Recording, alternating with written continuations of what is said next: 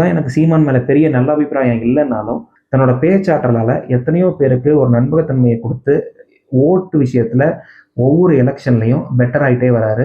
விஜய்க்கு அவர் த்ரெட்டு, அவருக்கு விஜய் த்ரெட்டு அப்படின்னு சொல்லி இந்த இருமுனை போட்டி 2026ல நடக்கும். ஏன்னா அவரோட அஜெண்டா என்ன அப்படின்னா, எனக்கு நாலேஜ் இருக்கு, வெறும் சினிமா பேக்ரவுண்டை மட்டும் வச்சுட்டு அரசியல் வரவங்களுக்காக எனக்கு ஓட்டு போடாம அவங்களுக்கு ஓட்டு போடாதீங்க அப்படிங்கிற மாதிரி அவர் பிரச்சாரம் பண்றாரு.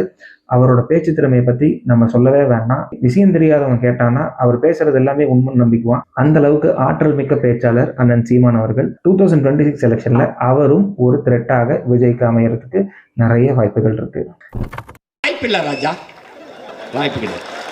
இதையெல்லாம் தாண்டி தாவேக்காவோட மிகப்பெரிய ஸ்ட்ரென்த்தா நான் யாரை குறிப்பிட்டு இருந்தனோ அவங்க தான் அண்ணாவோட மிகப்பெரிய த்ரெட்டாகவும் ரீசன்ட் டேஸ்ல நடந்துட்டு வராங்க.